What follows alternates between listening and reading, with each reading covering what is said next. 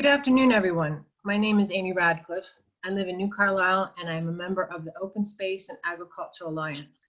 On behalf of all the sponsors of this forum, I wish to welcome Mr. Derek Dieter and the audience participants. For everyone attending today, we ask that you please use the chat function to share your name, your city of residence, and any relative organization with which you may be affiliated. Thank you. Okay, good afternoon all. My name is Andre Northern and I am the community organizer for the Near Northwest Neighborhood Incorporated. Ann Hayner is our timekeeper. She will be holding up a sign indicating 30 seconds remaining, and she will also indicate when time is up. I want to take just a minute to introduce the two organizations hosting this afternoon's forums. The St. Joseph County chapter of Faith in Indiana has 17 member congregations and community groups, including the Near Northwest Neighborhood, and is in relationship with many more. We are Catholic, Jewish, and Pentecostal. We are brown, black, and white. We support our members in building power to address issues that impact our families and neighbors. We have worked with the sheriff, the mayor of South Bend, county commissioners, and the county health department to address issues of immigration, treatment as opposed to incarceration, police accountability, and COVID testing on the west side. We are part of a statewide network that is currently having deep conversations with thousands of voters, especially people of color, women, and young adults, helping them to know the voice and their vote that is important. We are glad to be hosting this event with our sister organization, ACT Indiana, and the Work for Racial and Economic Justice, and with the Open Space Agricultural Alliance. The Open Space and Agricultural Alliance is a grassroots group of farmers, environmentalists, and everyday people in St. Joe County united to stop the Indiana Enterprise Center and protect our prime farmland, water, and the health of our communities. We launched in the spring of 2018 when we discovered a plan to develop an industrial park on 22,000 acres of farmland, acreage roughly the size of the city of South Bend. Since this discovery, we have worked with county commissioners, members of the county council, Area Plan Commission, County Drainage Board, and Redevelopment Commission to address these concerning issues about the Indiana Enterprise Center plan and to increase transparency in county government. We are glad to be here today with Faith in St. Joe County and ACT Indiana to increase awareness of issues that connect us across St. Joe County. The purpose of this afternoon's forum is to inform the candidates about some of the issues that are important to our members, to help our members get information to make informed decisions, and to build public relationships with public officials. The format of the forums will go as follows. We will engage for a little more than a half hour with one candidate, then spend an equal amount of time with the second candidate. Within each block of time, the candidate will introduce themselves and why they are running. We will have 4 questions about 4 topics with follow-up questions for each. To conclude, the candidate is invited to make closing statements. This session will be recorded and will be made available to the public. Today, we are engaging with candidates for County Commissioner District 2. St. Joseph County has 3 elected county commissioners, and together they perform the executive function of county government. It's a little like a 3-headed mayor. The commissioners work with the 9-member county council to provide direction and oversight for important county functions, such as the health department, the jail, libraries, and economic development. At this time, I invite Mr. Dieter to please introduce yourself, your values, how you see the role of county government, and why you are running for county commissioner. You have 2 minutes in which to do so. Right, thank you. Thank you everybody for the opportunity and your interest in politics in St. Joe County. It's very important that information gets out to the public, and hopefully people have read about myself and other candidates to be involved. Derek Dieter, lifelong resident of South Bend, Indiana, St. Joseph County. I've been serving the community since 1975 as a member of the South Bend Police Department. Retired in 2014. I still have my own security company, so I'm interested in things that happen in the community. I've been a coach, a mentor, father of 5, grandfather of 2, and probably within another couple hours, another grandfather. I've been involved in the community, as many of you know, in the Northwest neighborhood since it started when their original office was right on Cushing Street, just north of Lincoln Way. I've been a mainstay in this Portage Avenue area my entire life. Actually, this is my 5th house on Portage, so I know the issues. The NNN has done a tremendous job in the things that they have provided for the neighborhood, especially with all the houses they have rehabbed, all the new people that moved into the neighborhood and everything they have done, from community organizations to street parties and functions like that. It's very important that neighborhoods get involved, and the NNN, and no doubt in my mind, has set the standard for South Bend, Indiana for that. There's no other neighborhood organization in the city that comes close to the things that they have done and provided. The reason that I am running, as most of you know, I was on the city council for 12 years and then ran for city clerk through a number of things of losing that election big time. I was basically on the sideline for 4 years, and what I've seen in government during that time has invigorated me. I know I can do it better. It's seeing the side of government which the public sees, and I know it can work much better than it's going, and that's why I'm running for county commissioner. Thank you, Mr. Dieter. For the first question on specific issues, we will turn the program over to Faith in St. Joe County. Rhonda Hughes has the first question. Mr. Dieter, Rhonda Hughes here. I'm a resident of District 2 and a longtime member of Broadway Christian Parish United Methodist Church. As a volunteer, I do advocacy work with our hospitality ministry guests, most of whom are currently homeless or semi-homeless. And in normal times, I visit our guests who are in the county jail. The St. Joseph County jail population went from 48 in the mid-1970s to 620 at the beginning of this year. African Americans are 6 times more likely to be jailed than whites based on their population in the county. Many people in the jail have struggled with mental health and substance abuse issues. We do not have a medical detox in our county that takes Medicaid patients. The jail is the de facto detox center in St. Joe County and the place where many people first get mental health treatment. We believe that as a county and a community, we can do better. Our question to you, how would you address the dramatic increase in our jail population and the challenges with access for many in our community to mental health and substance abuse services? If elected, will you pursue ongoing funding for recovery coaches and street outreach workers to help those struggling with substance abuse, mental health challenges, and chronic homelessness? You have 2 minutes. Which question would you like me to answer first? Yes, several on that. One, how would you address the increase in our jail population? And 2, will you support ongoing funding for recovery coaches to help those struggling with substance abuse and mental illness? Okay. Thanks. You said in the 70s. Do you have a specific time in the 70s you want to elaborate on the population of the jail? In the mid-70s, the population of the jail was 48. I'm not sure what year, but it was the mid-70s. Okay. Well, one, you have a larger jail that was built. The original jail was in the county city building, and it had that. You would have to probably look in depth of what the crimes were and the availability of sending people from the county jail to the state, one of the many state facilities in there. So it's a broad question that you'd have to be more specific in the data, looking at the totality of the number of cells that were available in the county jail when it was at the county city building, as opposed when they spent millions and millions of dollars into the county jail. It depends on the crimes. It depends on how long people are being held in the jail before they're sentenced to another. So that's a pretty broad paintbrush, but you'd have to look at all the data. Secondly, I totally agree that this city, ever since Madison Center left, has been in a deep hole when it comes to the issue of homelessness, and homelessness has to do with mental illness, has to do with chemical and alcohol issues, okay? I've worked on the street, not in a sterile environment, not in a clinical setting. I have dealt with people in the heat of the issues on the scene, in houses, so on and so forth. And ever since, again, Madison Center left, St. Joe County has been very weak in that.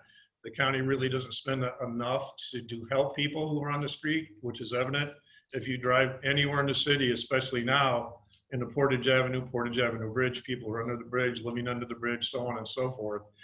It is within the city limits, but St. Joe County has never really assisted helping on this issue. Again, it reverts to a mental issues that's not being held accountable for St. Joe County, and that they all push it on saying that's a South Bend problem. No, it's a St. Joe County problem. So let me understand clearly. Would you work to pursue ongoing funding for recovery coaches and outreach workers? 100%, yes, ma'am. It's and those that know me, I've worked extensively with people to this day trying to help, but from my perspective, looking at the budgets and seeing things and going to all these meetings since I got back into this, like almost from my window, I still live on Portage. Another block down, you'll see 10, 15 people out, and the city has done just an abominable job. I know that there's a group of people. Thanks, Mr. Dieter. Let me address a follow-up question to you, if I may. Yes, Would ma'am. you also, I'm sorry? Yeah, go ahead. Would you also partner with Faith in Indiana, the sheriff, Oaklawn, and other community groups to pursue funding, both from county resources and from the state of Indiana, for a low barrier intake hub or crisis stabilization unit that serves as an alternative to taking someone with substance abuse or mental health challenges to the ER or to jail? You have 90 seconds. Thank you.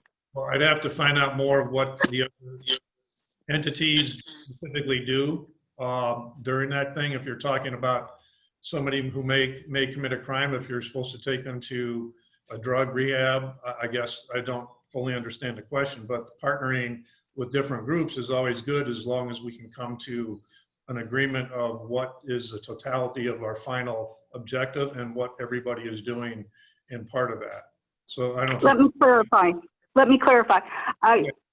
An intake hub or crisis stabilization unit is a place where people in a mental health or substance abuse crisis can be brought to stabilize and receive referral for services. Ideally, it would have beds where they can stay overnight. A low barrier intake provides alternative to jail or the ER when the crisis is one related to mental health or substance abuse. So would you support garnering funding for that? Well, if you're talking about if somebody is involved in a crime and then at that point taking him, are you talking about taking somebody for treatment at that point? Yeah, as we know, sometimes people end up in jail because they're in the midst of a mental health crisis, not because they've committed a conventional offense. Okay, so I see, yeah. Again, Memorial Hospital used to have 4 South, which would treat mental illness. Again, since Madison Center and all that left, this area doesn't have, other than Oaklawn, you don't have the facilities to go and get stuff out and let the public have a place to go. So yeah, again, looking at funding for that, there's a lot of money in the budget when you look at it and go through it line by line that can be spent for that.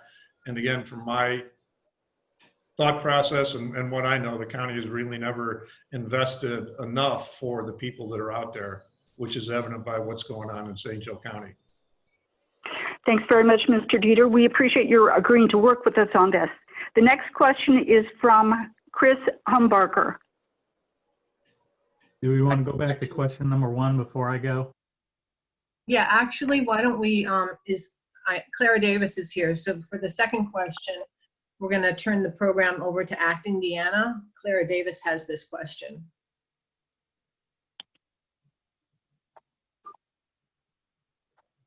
Clara? Well, maybe Chris, take it over. No, if Clara's not on, I'll ask that question. If Clara, are you on? Yes. Yes, I am. I Go for it. Awesome. Okay. Thank you, Clara. My introduction has already been made. I'm Clara Davis. I'm a member of Abundant Faith Family Ministry, live in District Number 2. I have worked for 7 years in healthcare. I'm a community health worker. I have a son who has recently had COVID. Our community has suffered greatly during this pandemic. Mr. Dieter, Indiana is 49th in funding for public health. The St. Joseph County Health Department has been woefully underfunded for many years compared to Elkhart and Allen County Health Department. We are all aware that our health department is vital during a pandemic, but in normal times, it is also necessary to address infant mortality, lead poisoning, and other health issues in our community. With proper funding from the county, the pay scale at the health department could be more competitive. They could hire community health workers and take other steps to make our community more healthy. Mr. Dieter, if elected, would you work to increase funding for the St. Joseph County Health Department? You have 2 minutes to respond. Okay, from my research, I found that the county revenue in 2019 for the county health department is about 6.2 million, and the expenditures were only 3.2 million, which tells me there's another $3 million to have been spent. I haven't been able to find the process of that on their website, so I don't know if you have any more information about that. So right out of the gate, that's telling me there's $3 million that haven't been spent. So I don't know if you would have more information on that, the process of who's spending that or not spending that or why. But again, everything that the health department does, from lead and all that, checking water, they do a tremendous job in that respect. But my thought when I was looking at that, why do we have basically a $3 million surplus of money that hasn't been spent? So I don't know if you have any more information about that. Mr. Dieter, I don't at this time, but we may, look it up and give you some information on that. So if I'm understanding correctly, would you work to increase the funding? You're aware that there's money out there. Would you work to increase funding for the St. Joseph County Health Department?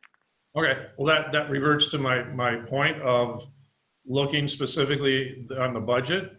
And if there is a $3 million surplus, the main thing I'm looking at when I look at numbers, okay, why hasn't that allocated? Why hasn't that gone out? As you alluded to, could some of this $3 million surplus that I'm looking, could that go for salaries of people? Can it go for further, lead testing, water? Can it go for education in some of the challenge areas in the neighborhood? I don't know how much the health department, I assume they still do stuff with asbestos and all that. But if we're sitting on this money, why isn't it being spent, in the community, number one, number two, as you alluded to, some of the people that are working there. So yeah, that's definitely, but to answer your question, yes, 100% on, the community is important and the health department is a very big entity in that of keeping the entire community safe. But yeah, absolutely. But right out of the gate, looking at the budget when I did, that was like a question mark to me. If we have an extra $3 million, why aren't we spending?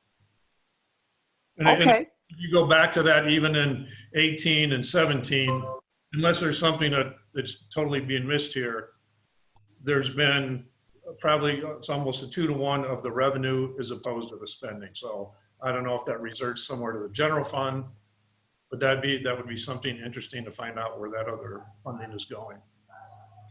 Thank you, Mr. Dieter. I have a follow-up question. Yes, ma'am. If elected, thank you. If elected, how will you press for increased funding from the state of Indiana for local health departments? You have 90 seconds to respond. Well, again, you'd have to look into the budget and see what's available for the state. I know a lot of money came up here, and I think that there was a challenge under the state for COVID, that how our local elected leaders were spending money. I know there were several stipulations and it was very refined of what you could, but again, from my thought process of going to the meetings, I thought we were very lax in being creative of how to use that money for the community. Again, it's a serious issue, but again, from the outside looking back into government, a lot of times, as everybody here probably knows, there's a lot of dysfunctionalism in that. And to me, that would be one of the things going into the budget, to see how much money specifically, and I can't recall, I think it was 15, 16 million came to St. Joe County by the state, of seeing all that. It was specifically for COVID, but that being said, to answer your question in a long-winded answer, yeah, if there's funding available, any entity, you have to be very creative. You have to hustle to go out and find money for your communities. A lot of times, I can tell you from the years in city government, everybody just sits back and waits for property taxes and that type of stuff. We have to be aggressive and go out and finding other sources of funding, other just in the property taxes, to help alleviate some of the falls that come from shortcomings like that. Thank you so much, Mr. Dieter, for answering those questions. Thank you for your question. Thank you. Who's up? Afternoon, Mr. Dieter. Chris Humbarger here. Good to Hey. see you today on the call. As you know, I'm a lifelong resident of the New Carlisle area, and I live near several thousand acres of farmland that 2 of the present county commissioners have endeavored to industrialize, disregarding strong public opposition. Many who live in the area feel that zoning change on this scale of thousands of acres or hundreds of acres is not a reasonable compromise. It degrades and overwhelms the character of our community and offers little benefit or little demonstrated benefit in return. Many think New Carlisle already has its fair share of industrialization, and enough is enough. So the Director of Economic Development, Mr. Shalliol, answers to the Board of Commissioners. Recently, 300 pages of public comment on the Indiana Enterprise Center plan was taken by Mr. Shalliol's office, and they were released just hours before the County Council voted to rezone 730 some acres of prime farmland. That's a big area. No county council member had read any of the public comments when they voted. A longtime employee of the county's planning department wrote an exit letter saying plans for the IEC have been, quote, irresponsible and plagued with mismanagement and insensitivity towards the public. So, Mr. Dieter, if elected, how would you guarantee public input is considered by the Office of Economic Development and that the public has authentic and inclusive participation in development decisions? You have 2 minutes to answer, please.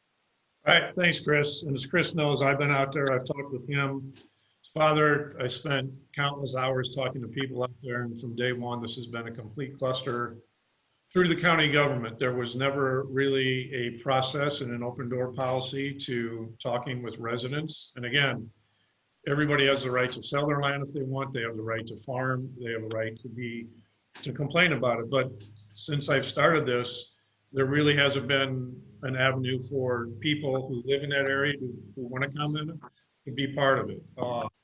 And I'm calling specifically the county government. I think Mr. Shalliol could have done a much better job of engaging people and been honest. I'm not saying it, but I guess more of a communication.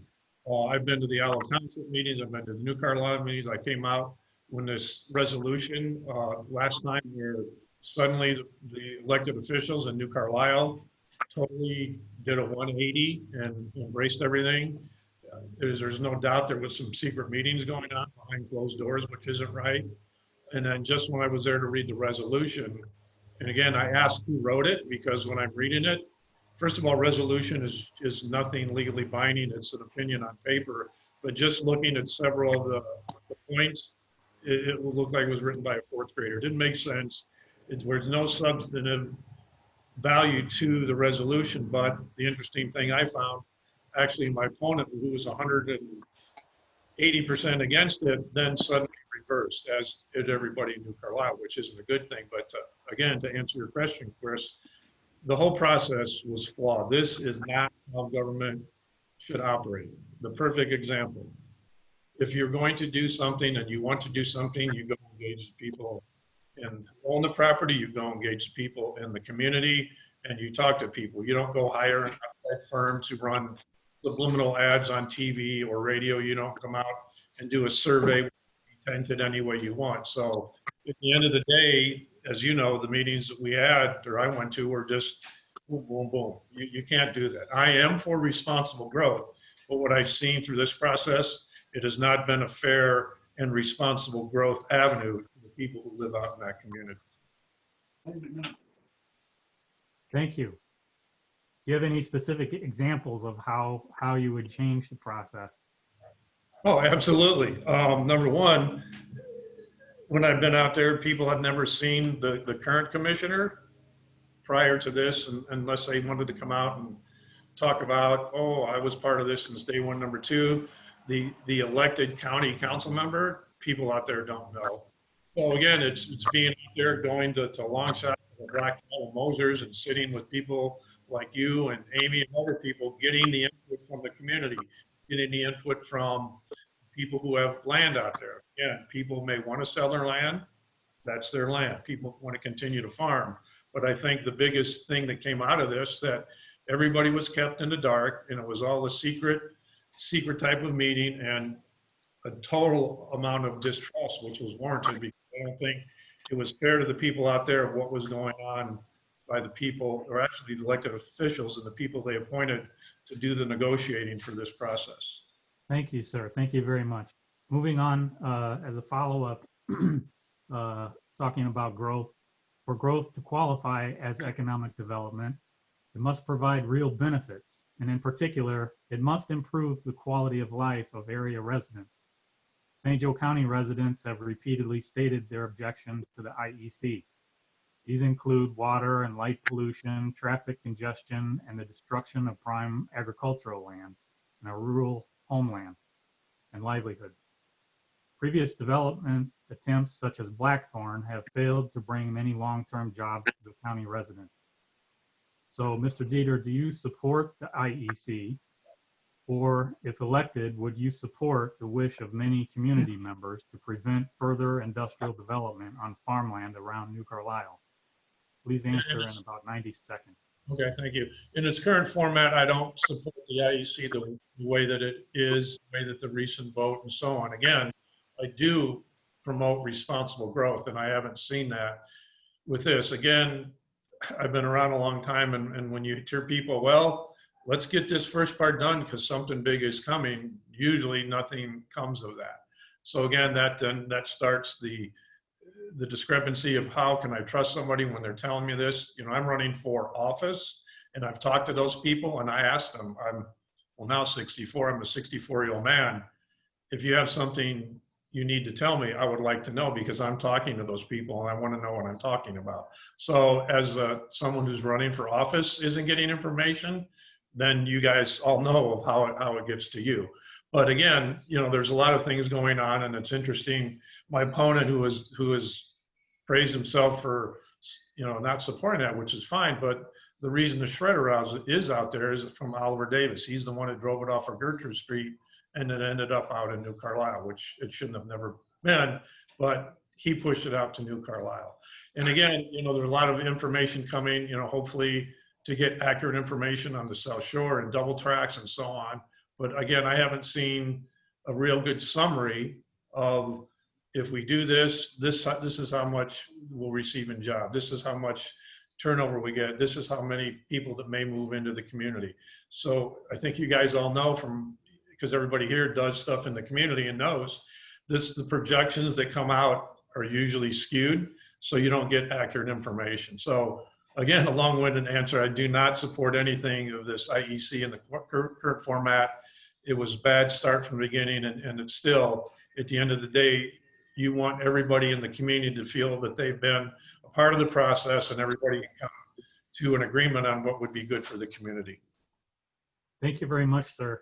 Our next question will be asked by Mr. Marty Wolfson. Hi. Hey, Marty. Hi, Derek. As you know, my name is Marty Wolfson, and I'm a member of the Community Forum for Economic Justice. And as you know, the Indiana Enterprise Center is located within a TIF district. All property tax revenue generated by new investments in the TIF are captured by the district. The other taxing jurisdictions, which include the county itself, the libraries, schools, and townships, are shut out, not only from receiving that property tax revenue, but also from any input into how that revenue is used. The Redevelopment Commission, a majority of whose members are appointed by the county commissioners, decides how this captured tax revenue is spent. The Redevelopment Commission has already spent millions of dollars from the New Carlisle TIF to promote the IEC, despite overwhelming public opposition. So the question is, if elected, what changes in the use of TIF funds would you support? And would you recommend to the commission that it release tax revenue from the TIF to the taxing jurisdictions to fund the county health department, the schools, and other important needs? All right, thanks, Marty. There's a lot of good and unfortunately in this community bad with TIF districts. If used correctly, they can be a good tool. But again, for my 12 years on the city council, I think City of South Bend, I believe, has 7.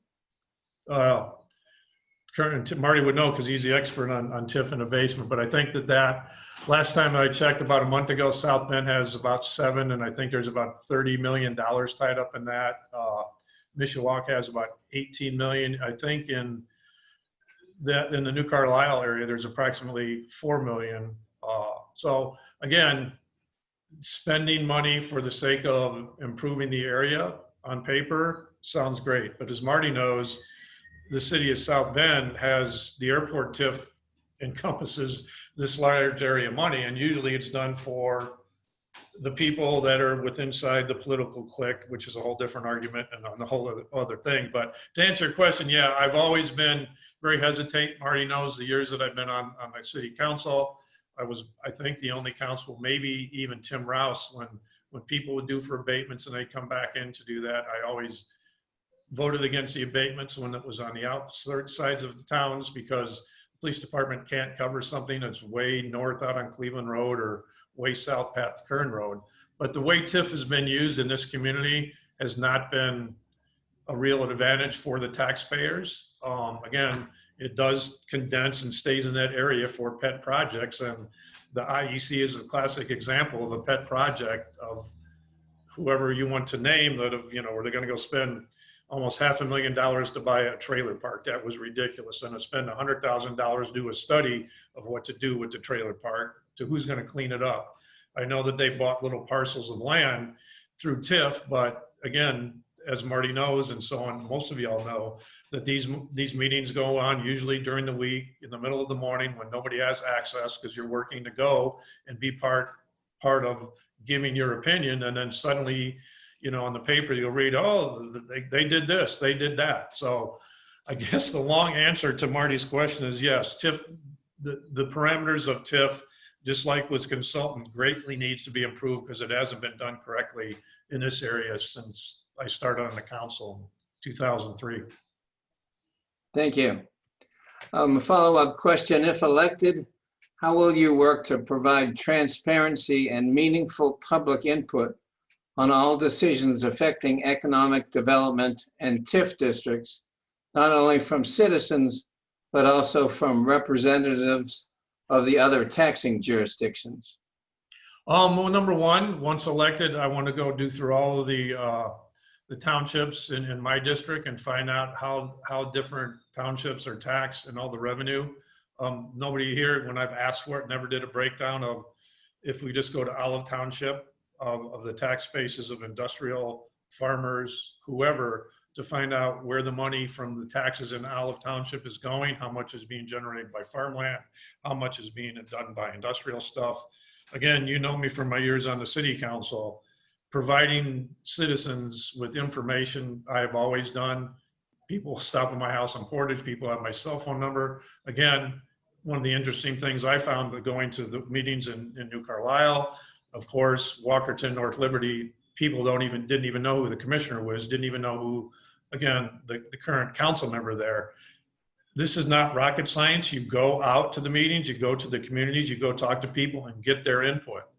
Just from my perspective on the precincts and the committee precincts within all these townships, it hasn't been filled. I don't know how it is on the Democratic side, but there's not a lot of Republicans. Of the 72 precincts I have here, which technically gives you 144 people that could be your go-to people, there's maybe 4 or 5. So just establishing that communication, establishing a group of people that you can call, invite, either it's a listserv or however you want to do it, saying, hey, has anybody heard of this business that may want to locate on Michigan Street here, or they maybe want to be on Tamarack, and then, but going to the communities and getting firsthand, because people will hear in their community before it trickles down into county or city government. Good, thank you. Now we'll turn the program back to the Faith in Indiana host, Rabbi Friedland. Or Andre Northern. Andre Northern, excuse me. Thank you, Mr. Wolfson. Okay, Mr. Dieter, we have just one final question. If elected, will you commit to meet with representatives of the organizations present tonight within the first 90 days to advance the priorities we discussed tonight? And just in the interest of time, Mr. Dieter, I ask that you be as concise as possible. So in 15 seconds or less.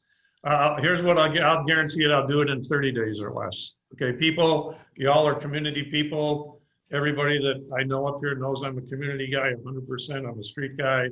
I'm out all the time campaigning, but they know me from years and years in the Northwest area. So to answer your question, I will do that in 30 days or less to get everybody's input, because that's how you form good communication. That's how you form transparency in the community, which politicians say all the time when they can tell you equivocally, they don't follow through with that, okay? People who know me know that I'm a real deal when it comes to that. So within 30 days, what's the date? The 11th, mark it down. Excellent, thank you, sir. Thank you for your time today, Mr. Dieter. You have 1 minute to make any closing remarks you'd like to make. All right, thank you all. Again, I appreciate everybody's input. I've known a lot of you guys for a long time, guys and women. It's, again, you know that I just don't say stuff for the sake of garnering votes. That's not who I am.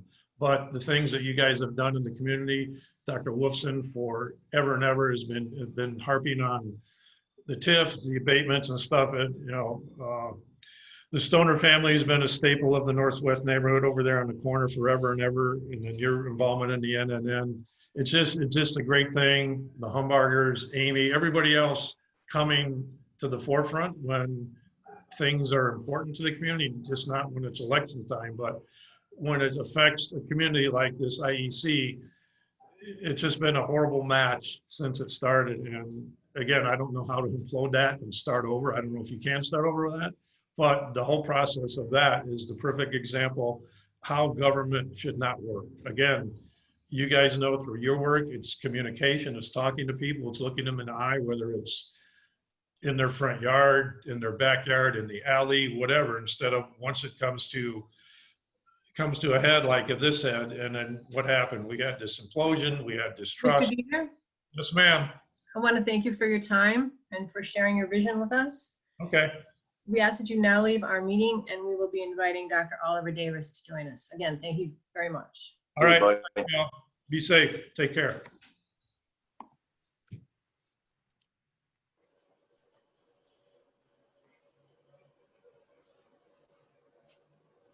Hey, Dr. Oliver Davis has just joined our room, and Derek Dieter has just left the room.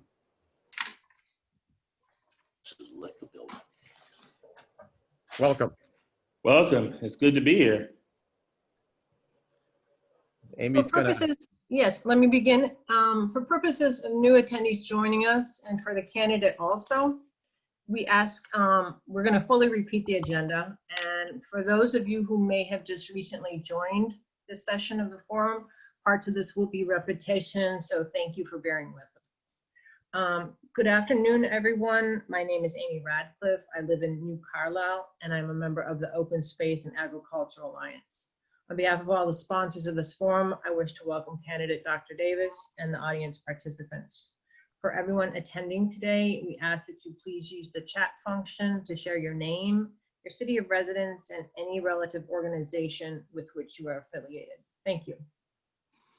Good afternoon, Dr. Davis. My name is Andre Northern, and I am the community organizer for the Near Northwest Neighborhood Incorporated. Ann Hayner is our timekeeper. She will be holding up a sign indicating 30 seconds remaining, and she will also indicate when time is up. I want to take just a moment to introduce the two organizations hosting this afternoon's forums. The St. Joseph County chapter of Faith in Indiana has 17 member congregations and community groups, including the Near Northwest Neighborhood, and is in relationship with many more. We are Catholic, Jewish, and Pentecostal. We are brown, black, and white. We support our members in building power to address issues that impact our families and neighbors. We have worked with the sheriff, the mayor of South Bend, county commissioners, and the county health department to address issues of immigration, treatment as opposed to incarceration, police accountability, and COVID testing on the West Side.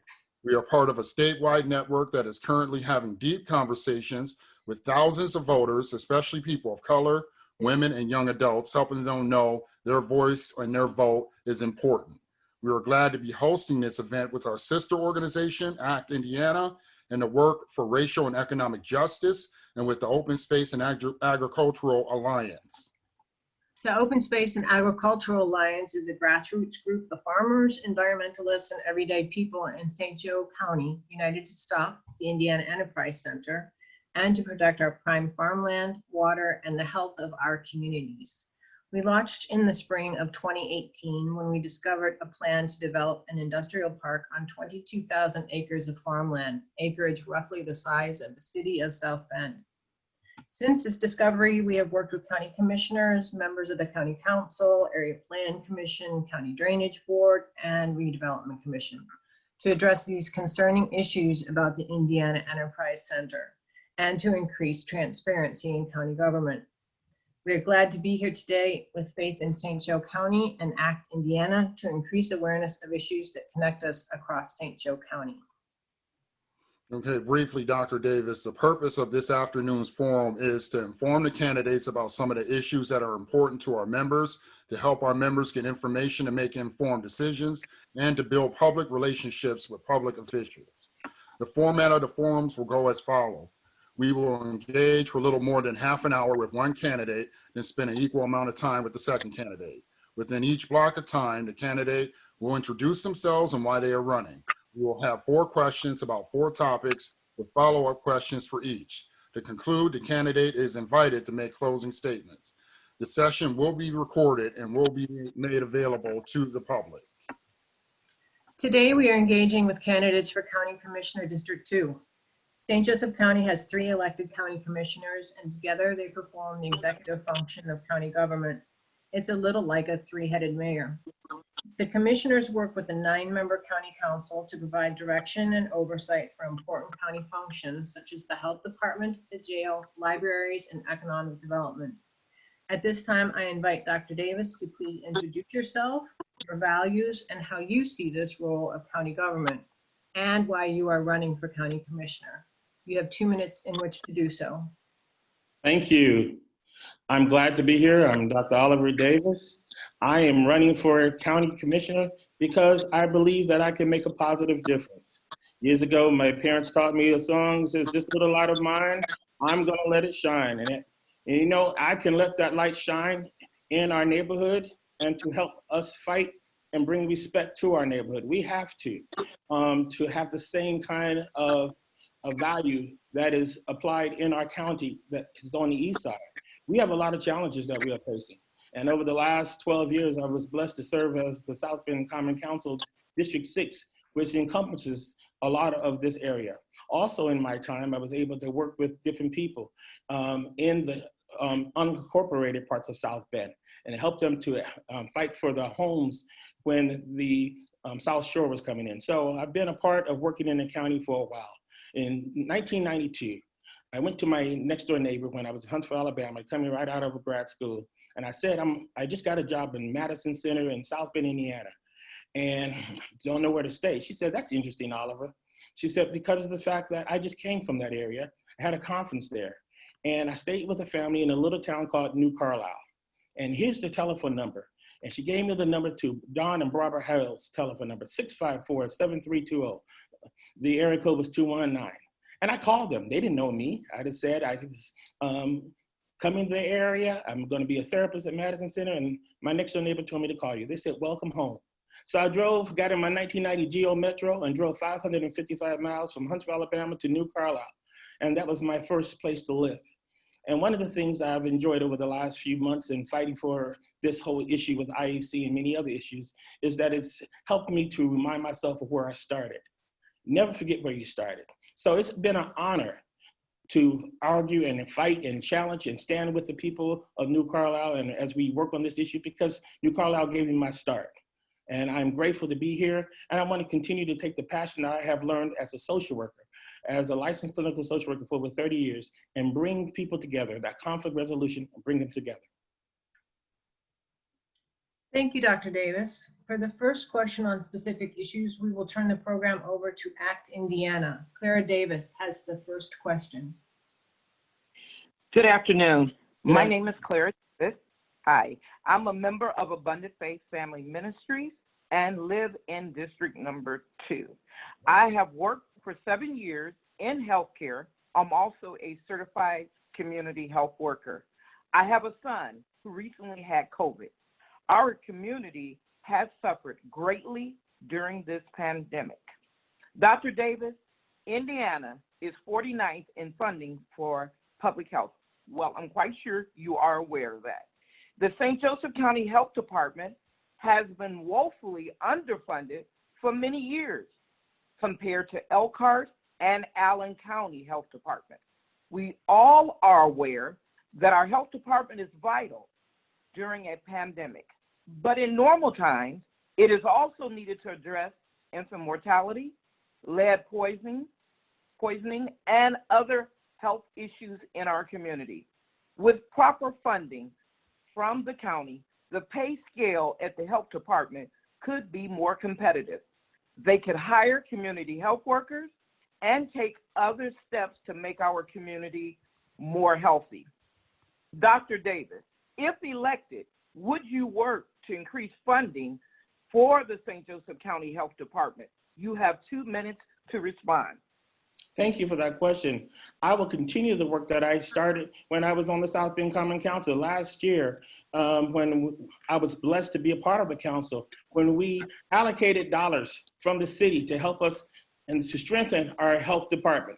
We took city dollars to help our health department because we know that it's going to take all of us to be able to be a part of that. As a licensed clinical social worker, I have been trained to understand that mental health is a part of a county issue.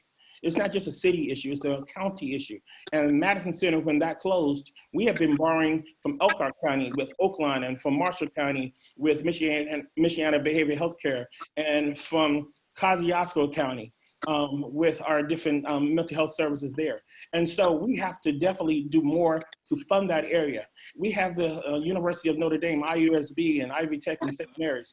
And when those schools have COVID issues, as we can see with the football team and other issues, they are closed. And so we need to do something like we did in the city of council years ago, where we were able to form a partnership and Notre Dame gave funding for us. So we not only rely on COVID dollars from the state and federal, but we also rely on our local universities, because we are the ones who are taking care of our students from all over the country. And we have to have a major part in that. So the health department is key, and it's one of the major reasons why I want to deal with that.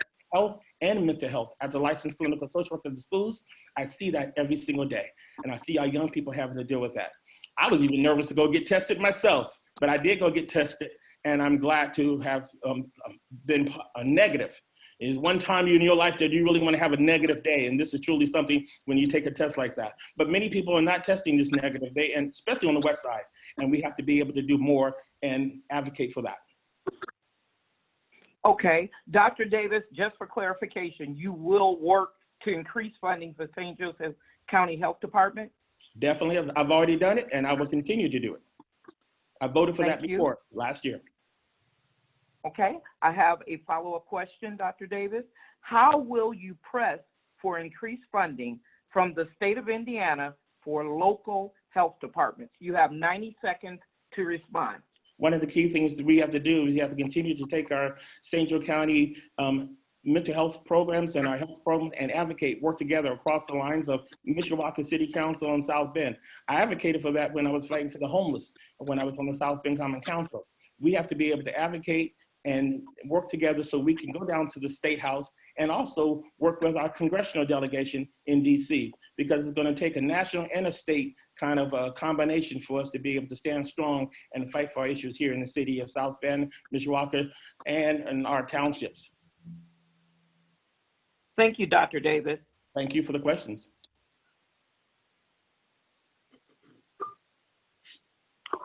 Dr. Davis, Rhonda Hughes here. I'm a resident of Hi, I'm a resident of District 2 and a longtime member of Broadway Christian Parish United Methodist Church. As a volunteer, I do advocacy work with our hospitality ministry guests, most of whom are currently homeless or semi-homeless. And in normal times, I visit our guests who are in the county jail. The St. Joseph County jail population went from 48 in the mid-1970s to 620 at the beginning of this year. African Americans are 6 times more likely to be jailed than whites based on their population in the county.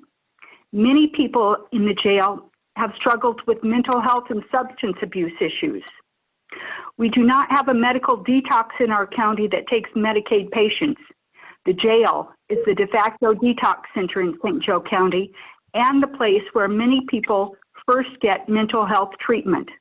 We believe that as a county and as a community, we can do better. Our question to you, how would you address the dramatic increase in our county jail population and the challenges with access for many in our community to mental health and substance abuse services? If elected, will you pursue ongoing funding for recovery coaches and street outreach workers to help those struggling with substance abuse, mental health challenges, and chronic homelessness? You have 2 minutes. My doctorate at the University of Southern California that I was able to complete last year focused on homelessness. As you well know, that the city of Los Angeles has Skid Row. And over the last years of my doctoral work, I was studying about that and how ways that larger cities are dealing with that, because it's becoming an issue that, like I said earlier, first it was a county issue. Now cities are having to face it. But we have to fund our county health departments again. We have to fund those because our jails, like you clearly stated, have become the mental health centers. And as a licensed clinical social worker who's worked in mental health for years, for over 30 years, and our school systems and in private practice, I have seen firsthand and have been in court with many of the clients that you have talked about here who have had family challenges and dealt with those and have counseled them. And so not only can I say that I will do it, I have been doing it. This is something that has been my passion for 30 years. So it's not something that I can just jump in and now and just say, okay, I'm running for office and I'm gonna put all this on my shoulders. This has been on my shoulders since I have been going for 30 years. In fact, I did it when I was in high school and in my student government when I worked with my young classmates who were in jail and problems then. As an African-American male myself, I've seen this throughout my entire life and been pulled over in other issues. So this has been a passion for me from day one. Before I got my degrees, while I've had my degrees, when I was in office, when I was out of office. This is something I will take to my grave to fight for this issue that you have talked about. So I'm so glad. And I'm glad that our sheriff has been talking about raising different issues and funding for mental health. So I'm very glad that Sheriff Redmond has already initiated that. We need to continue to push what he's been doing. And that is why we can't be wasting money doing studies and all these other things on IACs and all these other things when we have all these other important issues to face. And that's my key thing. If we're going to study something, let's study how to benefit our mental health and not how to wasting monies on these other kinds of speculative projects.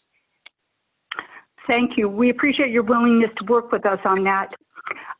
You're welcome. A follow-up. Go ahead. Would you also partner with Faith in Indiana, the Sheriff, Oaklawn, and other community groups to pursue funding both from county resources and from the state of Indiana for a low barrier intake hub or crisis stabilization unit that serves as an alternative to taking someone with substance abuse or mental health challenges to the ER or to jail? You have 90 seconds. We have to do that. Again, we are the largest county in this whole area, and yet we are relying on the Oaklawns, the Elkharts, and the other smaller areas, the Bowen centers to take care of our young people and our older people who are dealing with these issues. When we had Madison Center, we had sustaining care, and they were able to provide a lot of the kind of services that you're looking at. Now, without sustaining care, Epworth has done some part of it, and Oaklawn has done some part, but there's a huge gap that we all can see. And I didn't just start this year. Again, I was fighting for panhandlers when I was on the city council and looking at how to fund them, modeling off the program that was in New Albuquerque, looking at that situation where they started a program where they were able to take people off the streets and able to fund some of them and build them. People say, well, that's not going to work for everybody. No, it's not going to work for everybody. But if you can work for 10%, 20%, 30%, That's fine. I told him, well, you get 30% in baseball, that's 300%. That's a Hall of Fame. If we can get 20 to 30% of our streets and do something like that, it's a better city, better community, better county, better townships. Thank you very much, Dr. Davis. We appreciate your willingness to work with us and others on a crisis stabilization unit. Thank you. Our next question is from Chris Humbarger. Hey. Thank you, and good afternoon, Dr. Davis. My name is Chris Humbarger. I'm a lifelong resident of the New Carlisle area. I live near several thousand acres of farmland that two of the present county commissioners have endeavored to industrialize, disregarding strong public opposition. Many who live in the area feel that zoning change on this scale is not a reasonable compromise. It degrades and overwhelms the character of our community and offers little benefit in return. Many think New Carlisle has its fair share of industrialization already, and enough is enough. The Director of Economic Development, Bill Shalliol, answers to the Board of Commissioners. 300 pages of public comment on the Indiana Enterprise Center plan taken by Mr. Shalliol's office in March and April were released just hours before County Council voted to rezone 733 acres of prime farmland. That's a big area. No County Council member had read any of the public comments when they voted. A longtime employee of the county's planning department wrote an exit letter recently saying plans for the IEC have been, quote, irresponsible and plagued with mismanagement and insensitivity toward the public. So Dr. Davis, if elected, how would you guarantee public input is considered by the Office of Economic Development and that the public has authentic and inclusive participation in development decisions? You have 2 minutes to answer, sir. First of all, I will definitely, like I've done on my literature, giving out my cell phone number, 574-876-6938, 574-876-6938. I'm available to people. I stood with you all as we stood there to past midnight dealing with that situation. And it was frustrating to realize people had not done their homework. I did my homework over the last 12 years when I was on the city council. Moreover, I was on the area plan. And it bothers me greatly that they are moving forward without having a purpose. So what is the reason why you want to rezone? Oh, we don't know. We're still thinking. You don't do that. I blocked many things when I was on the zoning plan and held it up 30 days, 60 days, 90 days, or voted against it because of the fact that people were not clear about their plan. Nobody wants to wake up and hear the South Bend Tribune on channel 1657 or 22 announce something in their neighborhood. And that's frustrating. I had to go through that when they announced the Oliver Apartments. They had already rezoned it with something else. And then all my neighbors are calling me about it. I said, I'm listening to it just like you are. That's frustrating. And I fought against that zoning situation where you had to deal with the New Carlisle car cruncher out there. That was supposed to be in my neighborhood. I fought against that. With all due respect, my person who I'm running against supported that. He supported and said that he didn't have no problems without a New Carlisle. You have to be careful of people who are dealing with environmental issues that don't care about them. You see the impact of all those fires and problems that have been out there like that. We have to make sure that zoning laws are carried out, that they are protecting the people, and there are no surprises. And people need to be involved from the beginning to the end. We have to have public meetings and we have to come out and meet with people, not just at election time, but we have to have them all the way through. I met with people, I talked with people, they're invited, they need to be a part of our committee, they need to be a part of our issues. There is no way, if Notre Dame and other people on the east side had had that much kind of participation that we had that night, that they would have gone ahead and voted for that kind of a situation. Because now they're trying to parcel it into smaller parts. Just to be, we fought against the big part, now they breaking it up in small parts. We gotta stop that. Thank you, sir. You're welcome. Secondly, on this topic, for growth to qualify as economic development, it must provide real benefits, and in particular, it must improve the quality of life of area residents. St. Joe County residents have repeatedly stated their objections to the IEC. These include water, air, and light pollution, traffic congestion, and the destruction of prime agricultural land and our rural homeland and livelihoods. Previous development attempts, such as Blackthorn, have failed to bring many long-term jobs to the county residents.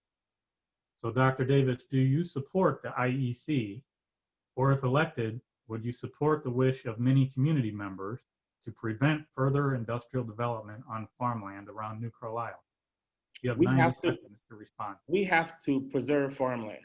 There's enough spaces that, like you just said, Blackthorn, and there's some other many brownfield areas here in South Bend that have not yet been tapped or fixed from the days of Studebaker. We must continue to build that and enhance our city from that standpoint. People want to live in rural areas. People want to live in urban areas. People choose to live in farmland and they choose to live in places. People in different places shouldn't come and upset people's lives from that standpoint.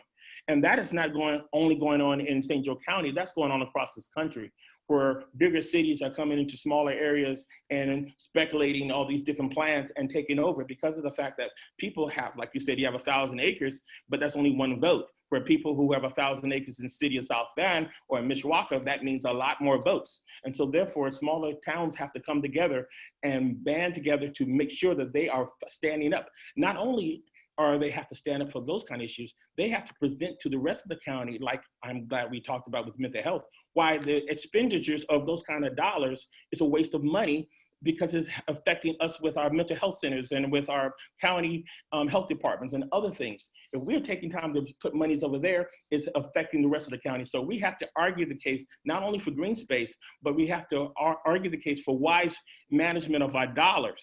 When we argue the case of wise management of our dollars, to do something in New Carlisle like that affects people in Granger because the monies that are used in the general fund will be taken away from that because this is only TIF areas and we're going to be using general fund monies to take care of TIF areas, and that should not happen. Thank you very much, sir. You're welcome. Our next question will be asked by Mr. Marty Wolfson. Hey.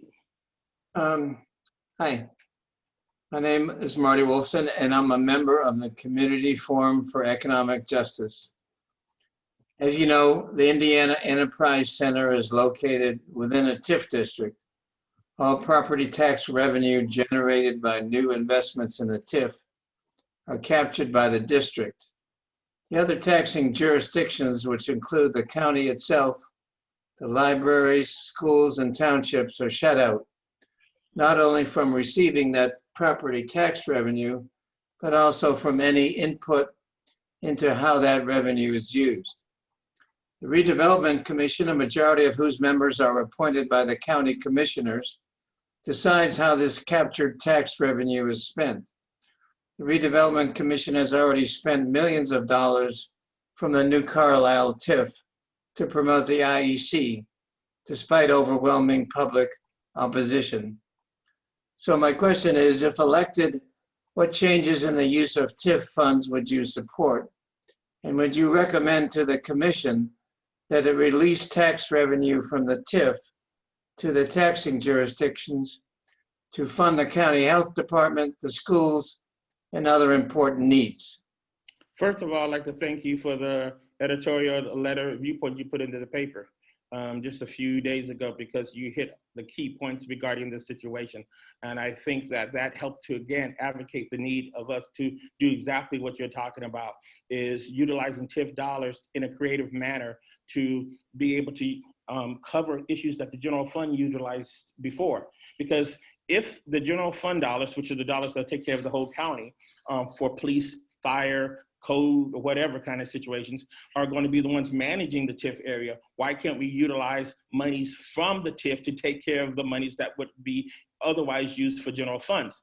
Because if we keep setting up these TIF dollars in the county areas outside of South Bend, in South Bend and Mishawaka, all those monies stay in that one area and does not benefit the whole area. That keeps putting money on the general fund, which then puts money and pressure on people's salaries, on the ability for us to have a good health department, mental health department, everything else that goes on with the county. And so therefore, we have to be more creative with our TIF dollars, especially in this time of COVID, when our small businesses and even some of the larger businesses are having problems. Why spend all of our money talking about we're gonna bring in new businesses when our people are hurting? If your family's already hurting, why worry about taking care of the people down the street? Take care of the people in the family first. Feed those folks first. Everybody gotta eat. And if everybody in the family can eat, then we can then spread it out. And so therefore, we must make sure that we are eating in our own area and instead of saving up the food for people who may not even go or come to our city and let the people at our table starve. That's ridiculous. So we must be creative in our use of TIF dollars and move forward with that. And so that's one of the things that I'm glad to have been. And as you well know, when the county did this last year, they were trying to cut down the library. They were trying to mess up the townships and everything else. And from the city council, I fought out against that. So again, this is no new fight for me. I've been fighting on this for a while.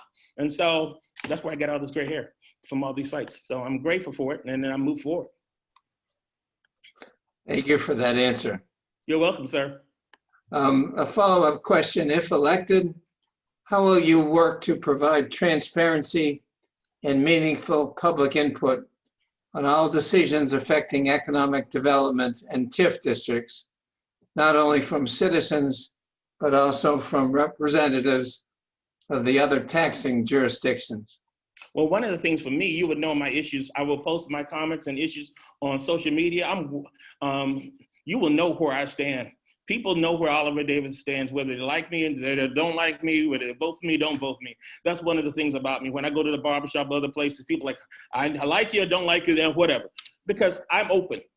Public officials need to be open with that. They need to be, and the way we have our meetings at 10 o'clock in the morning, and then we have all these other kind of meetings, I am so upset when you come down to all these county council meetings and they don't have public comment. As a member of the city council, we had our public comment afterwards. And we had to stay there many times, 11, 12, 1 o'clock, Lord have mercy. But we had to sit there and listen, which I think we need to. I told the South Bend Tribune that the police protect the people, the fire protects the people, and the elected officials. How is that with elected officials? Because we are the town square. People are able to share their thoughts. They're able to share their concerns. When we are able to do that, we can have a better community. When there is no communication, then you have the riots, you have all the other issues that you're seeing going on in other cities and communities.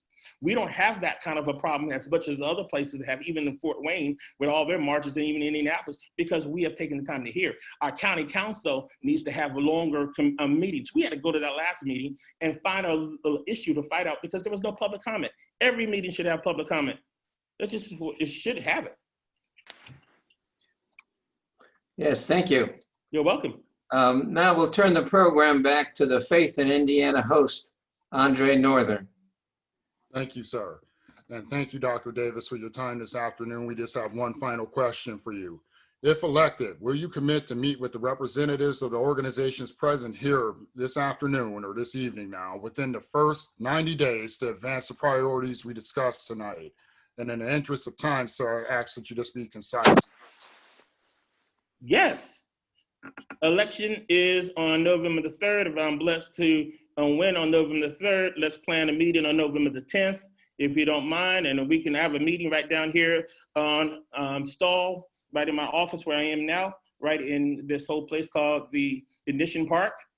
And we can all meet here, socially distanced with our masks, okay? And we can spread out and we can meet on November the 10th. That's the Tuesday afterwards. And we can discuss that. And shall I not? Let's still meet because I can still advocate as a community because I have years of knowledge of being on the area plan, city council, and know how to advocate whether I'm an elected official or not. I'm gonna live here. I told my daughter to bury me here. That's why I've been working on city cemetery, make sure everything's good for me when my time shall end. So that's one, yeah, big. Gotta be out there with Koufax. He started in New Carlisle too, and then came into South Bend, similar issues, different party, good guy. So that's what we have to move forward. Okay, thank you, sir. November 10th, that would be probably around 6 o'clock because I'm a school social worker. So that's a Tuesday, 6 o'clock. If that's on your schedule, if we can put it in, I'm gonna put it on my schedule before I leave. So within a week, excellent.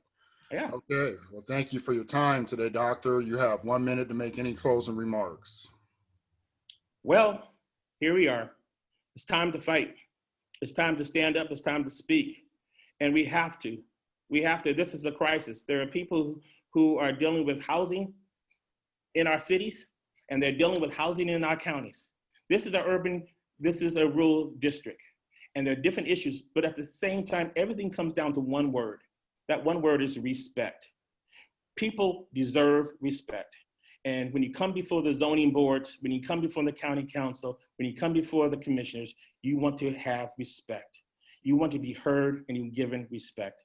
I'm going to give you that respect. I hope you give me your vote on November the 3rd, and we can demand respect. Respect is not given, it's earned, and I want to earn your respect, and we have to earn our respect in this St. Joe County because we got to take on this whole situation, y'all, and we're battling against all the other situations, but we can win if we work together as a community.